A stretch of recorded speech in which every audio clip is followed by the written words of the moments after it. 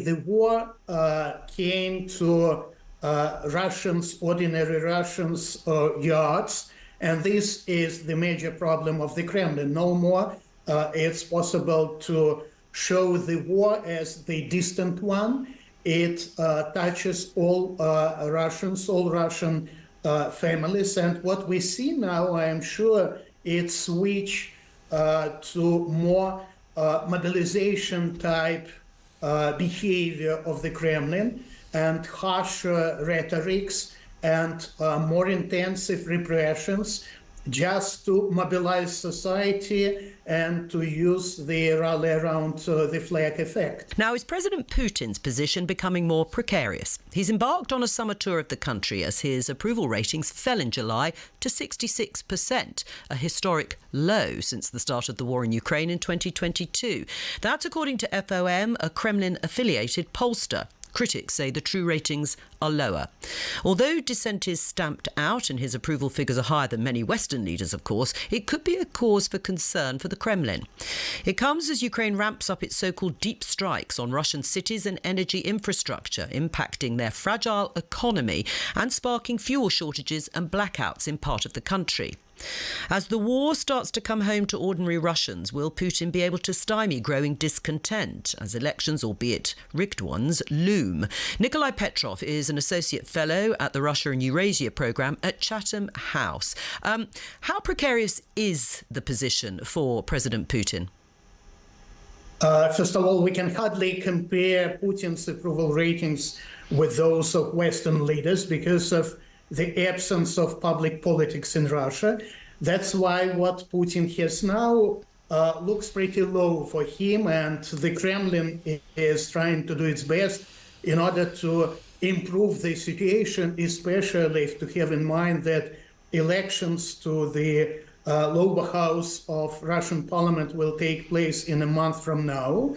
And this problem is serious, and for Putin, for the Kremlin in general, the way to improve the situation is to demonstrate Putin's activity, and that's why he did make this tour to eastern regions of the country, just to demonstrate that, authorities are active, they are dealing with problems, they are addressing certain problems, and they do demonstrate achievements in last 2.5 decades. But the reality is that President Putin stays put in position. It's not like he's going to be voted out, is he, anytime soon? Well, first of all, there is the difference between Putin's personal approval rating and popularity of the party of power, the United Russia, which runs in elections, and this is more important for the Kremlin. And then we can hardly understand the influence of recent Putin's appearances due to the fact that sociological polls do not show us yet results. But anyway, if only the Kremlin cannot demonstrate any tiny victories in the war, the only way is to use all other means in order to improve the rating. I mean, is this all down to the war in Ukraine? This drop in popularity, the need for a regional tour of Russia, is it all about the war?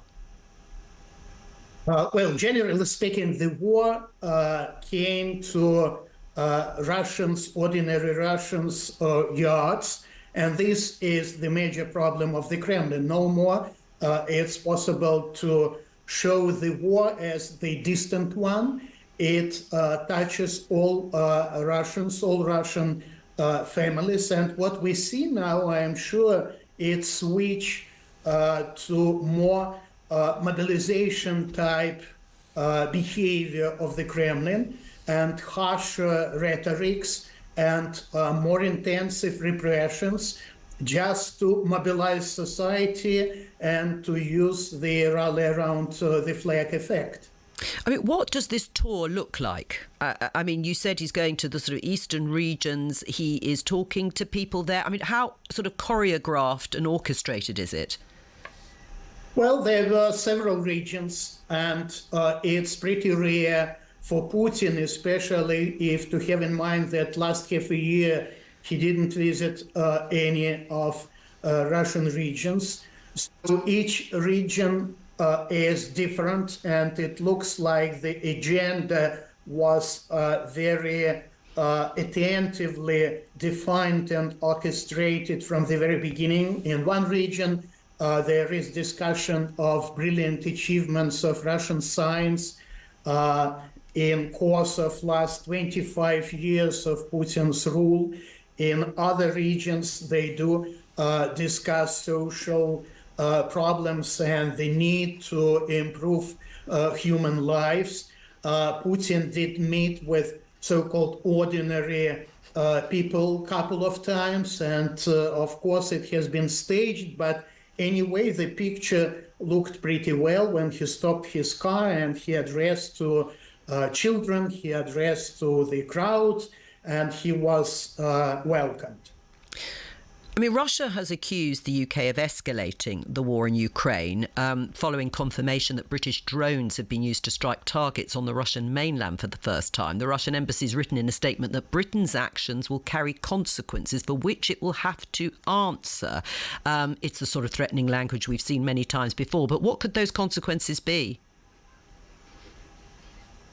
Well, we've heard another threat which came from Putin during his tour, when he told that Russia is in its right to arrest any vessels of hostile countries, including Britain and France, anywhere, meaning that it can be done at the Far East, in Pacific, not necessarily in Atlantic.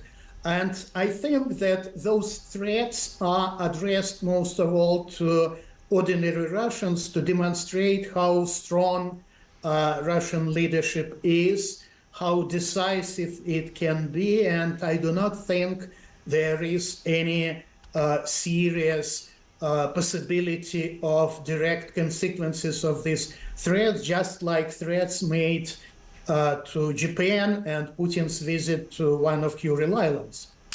Thank you very much, Nikolai Petrov, Associate Fellow at the Russia and Eurasia Programme at Chatham House, talking about President Putin's regional tour of Russia.